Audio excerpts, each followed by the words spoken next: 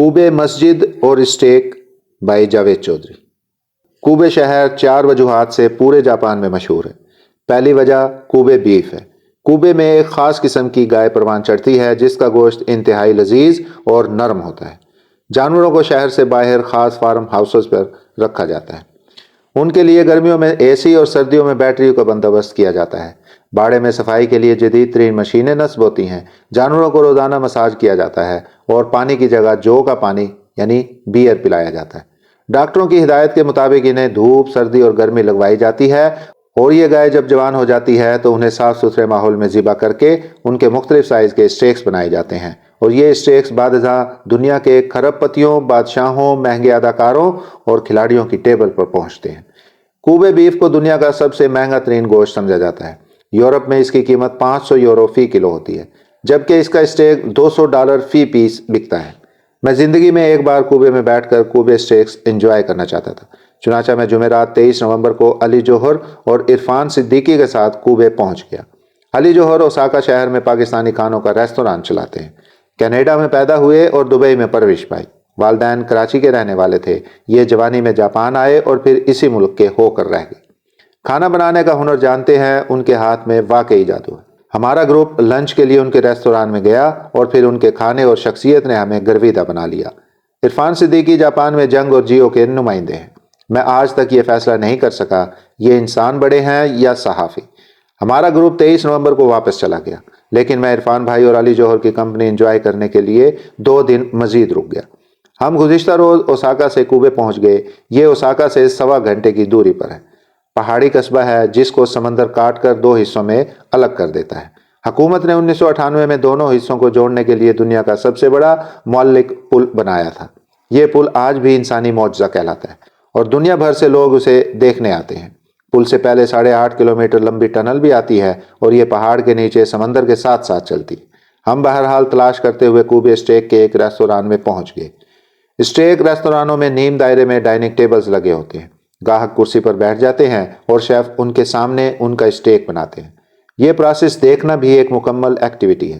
Stack کی قیمت اس کے سائز، موٹائی اور گائے کے جسم کے حصے کی بنیاد پر مقرر ہوتی ہے۔ اسے مکھن اور لہسن میں بنایا جاتا ہے اور اس کے ساتھ جڑی بوٹیاں اور سبزیاں سرو کی جاتی ہیں۔ آج سے چند برس پہلے تک کوبے میں حلال بیف نہیں ملتا تھا مگر اب مسلمان سیاحوں کی وجہ سے حلال اسٹیک بھی دستیاب ہے، لیکن اس کے لیے ذرا سی جدوجہد کرنی پڑتی ہے۔ علی جوہر کوبے میں ریستوران چلاتے رہے ہیں اور یہ سمجھدار بھی ہیں، چنانچہ یہ ہمیں ایک ایسے ریستوران میں لے گئے جہاں حلال بیف تھا۔ شیف نے ہمارے سامنے اسٹیک بنایا، اس کے چھوٹے چھوٹے پیس کیے اور ہمارے حوالے کر دیے۔ آپ یقین کریں میں نے زندگی میں اس سے زیادہ لذیذ گوشت نہیں کھایا۔ وہ حقیقتاً برفی کی طرح نرم تھا اور برف کی طرح منہ میں گھل رہا تھا۔ بے شک دنیا بلا وجہ اس کی عاشق نہیں ہے۔ کوبے کی دوسری پہچان اس کی مسجد ہے۔ اللہ کا یہ گھر ہندوستان کے گجراتی مسلمانوں نے 1935 میں تعمیر کیا تھا۔ جاپان میں یہ پہلی مسجد ہے اور یہ اب تک سینکڑوں جاپانیوں کو دائرہ اسلام میں داخل کر چکی ہے۔ مسجد سے 2 معجزے جڑے ہوئے ہیں۔ امریکہ نے دوسری جنگ عظیم کے دوران کوبے شہر میں خوفناک بمباری کی۔ تمام بڑی عمارتیں تباہ ہو گئیں مگر مسجد مکمل طور پر محفوظ رہی۔ یہ معجزہ دیکھ کر جاپانی فوج مسجد کے تہہ خانے میں پناہ گزین ہو گئی اور 2 سال مسجد میں رہی۔ دوسرا معجزہ 17 جنوری 1995 کو سامنے آیا۔ اس رات کوبے میں خوفناک زلزلہ آیا اور پورا شہر زمین بوس ہو گیا، لیکن آپ قدرت کا کرم دیکھیے، مسجد کی کسی دیوار، کسی فرش میں دراڑ تک نہیں آئی۔ یہ جوں کی توں محفوظ رہی۔ آج بھی دیوار پر 1945 اور 1995 کی تصویریں لگی ہیں اور ان تصویروں میں واقعی اللہ کا گھر تباہ حال شہر کے درمیان پورے قد اور فخر کے ساتھ کھڑا ہے۔ اللہ نے ہمیں اس مسجد کی زیارت کا موقع بھی دیا۔ امام صاحب جامعۃ الرشید سے فارغ التحصیل ہیں اور بہت ہی نفیس انسان ہیں۔ مؤذن کا تعلق الجیریا سے ہے جبکہ نمازیوں میں ہر خطے کے مسلمان شامل ہوتے ہیں۔ کوبے کی شہرت کی تیسری وجہ اس کی فضا اور ماحول ہے۔ یہ پہاڑی علاقہ ہے چنانچہ اس کی گلیاں اور سڑکیں اونچی نیچی ہیں۔ موسم اچھا اور فضا بھی صاف ستھری ہے۔ ہمیں وہاں جنید خان ملے۔ یہ ایک خوشحال انسان ہے۔ دنیا کے مختلف ملکوں میں کام کر کے پیسہ کمایا اور پھر بچوں کو لے کر کوبے میں ہجرت کر لی۔ انہوں نے یہ بتا کر حیران کر دیا میں یہاں صرف رہنے کے لیے آیا ہوں، بزنس کے لیے نہیں۔ یہ بہت خوش اور مطمئن ہے اور کوبے کی چوتھی وجہ شہرت اس کا زلزلہ تھا۔ کوبے میں 17 جنوری 1995 کو انتہائی خوفناک زلزلہ آیا۔ اس سے قبل اس خطے میں زیادہ سے زیادہ 6.3 ریکٹر اسکیل کا زلزلہ آیا تھا، لہذا تمام عمارتیں اس کے مطابق بنی تھیں۔ मगर फिर 1995 में 6.9 शिद्दत का जल्जला आया और उसने पूरे शहर को जड़ों से हिला दिया। आप जल्जले की शिद्दत का अंदाजा इससे लगा लीजिए, हुकूमत ने 1995 में समंदर पर पुल बनाने का फैसला किया। डिजाइन तैयार हो गया मगर काम शुरू होने से पहले जल्जला आ गया। 1996 में पुल की तामीर शुरू हुई तो पता चला समंदर के किनारे 1 मीटर पीछे हट गए हैं और अब डिजाइन दोबारा बनाना पड़ेगा और आर्किटेक्ट को यह करना पड़ा। कूबे का पुल आज भी जल्जले की याद दिलाता है। हमने दूसरे दिन नारा की विजिट की। नारा कूबे से मुखालिफ सिमत में है। ओसाका से वहां पहुंचने में भी 1 घंटा लगता है। नारा शहर अपने कदीम टेम्पल्स और लाखों हिरनों की वजह से मशहूर है। हम तोदाएजी टेम्पल गए। ये टेम्पल 710 में शोमो बादशाह ने बनवाया था। नारा माजी में जापान का दारुल हुकूमत होता था। ये यहाँ से क्योटो गया और फिर 1868 में टोक्यो को दारुल हुकूमत बना दिया गया। दारुल हुकूमत की इस तब्दीली की वजह मजहबी रहनुमा थे। माजी में दुनिया की ज़्यादातर रियासतें बादशाह और मजहबी रहनुमा मिलकर चलाते थे। मजहबी रहनुमा वक्त गुजरने के साथ मजबूत होते चले गए और एक वक्त ऐसा आया जब बुद्ध लामा बादशाहों के भी बादशाह बन गए और बादशाहों के इख्तियारात महदूद होते चले गए।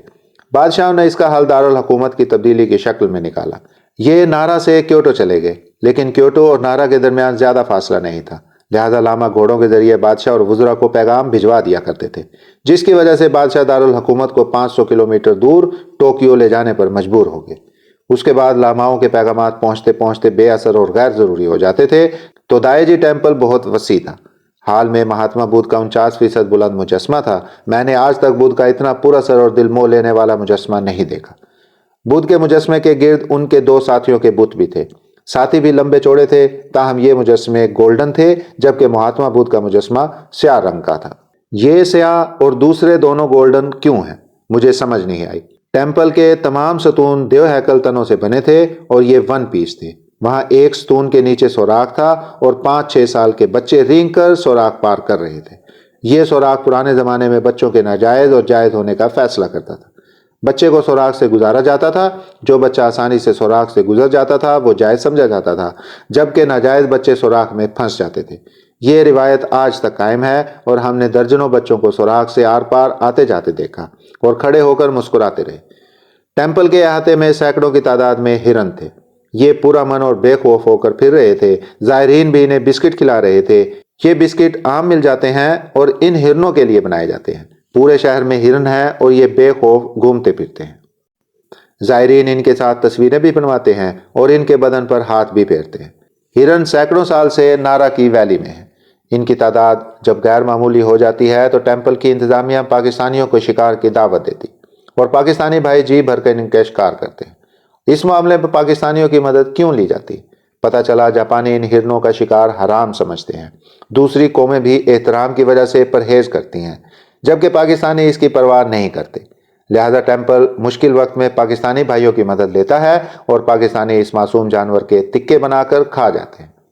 हिरन शायद हमारी कौमियत से वाकिफ थे, चुनाचा हम जब भी उनके करीब जाते थे वो घबरा कर दाएं बाएं हो जाते थे। वो शायद हमें भी शिकारी समझ रहे थे।